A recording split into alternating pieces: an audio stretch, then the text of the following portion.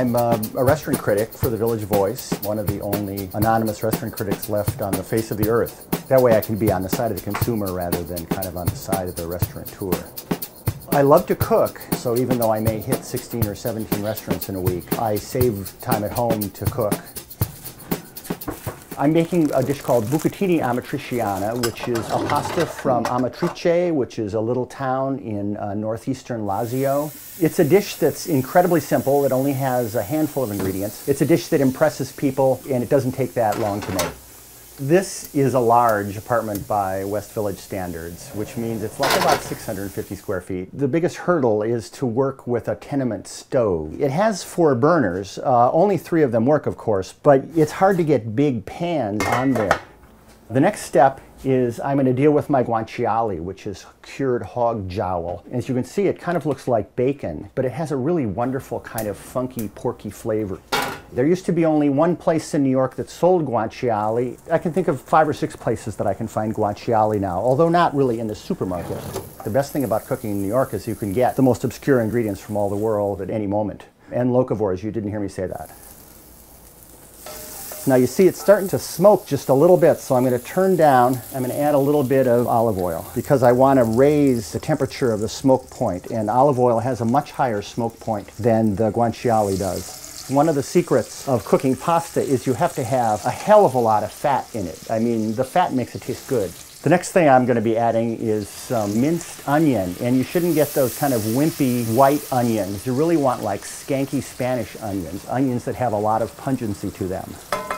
It lends an extra level to the writing for a critic to understand what it takes to make a dish. He or she is not going to be so cavalier about saying, oh, this dish sucks or whatever, if the critic knows that a lot of effort went into it. It also helps you see where things went wrong. So if you're going to make pompous pronouncements about why a dish is not good in a restaurant, maybe you have a theory then about why it's not good.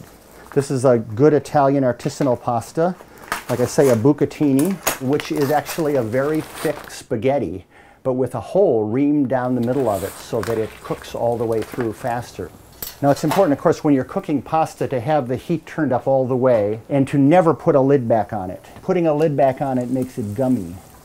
When the onions get completely clear and just start to barely brown on the edges, I'm going to want to deglaze it. Don't fool around and pour a snazzy $20 bottle of white wine. It's way too expensive, and you don't want it to taste like oak. This dish and many other pastas I found use the cheapest jug wine you can find. Crappy wine confers a certain sweetness on the dish in addition to the sharp wine flavor. There's a purpose for things on the cheaper end. They often taste better than the expensive things.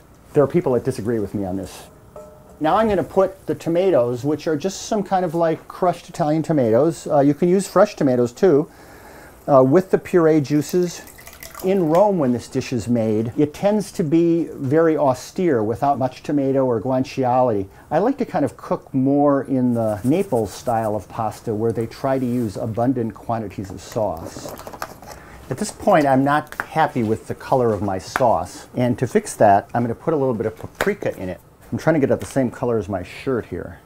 They used to say that the way that you could test if pasta was done was that you would take a piece of spaghetti out of the pot and throw it up against the ceiling, and if it stuck, it was done. Well, that doesn't work anymore. What you really need to do is to take out a piece of pasta and put it in your mouth. This is almost done. It's getting there. Is my nose coming off?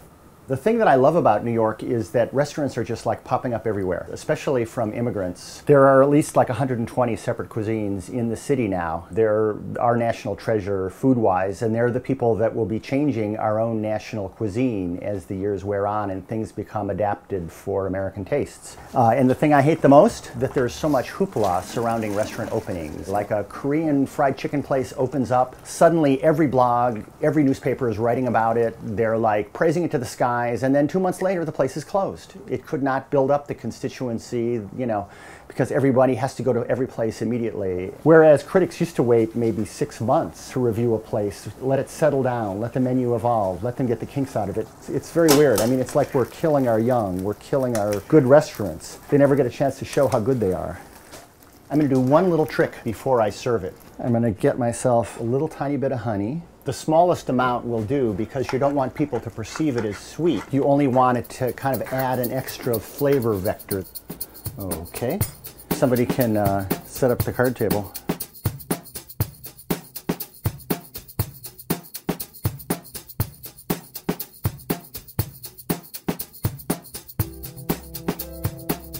Rather than critics being like a separate class of people, now they're on a continuum. Everyone is a critic.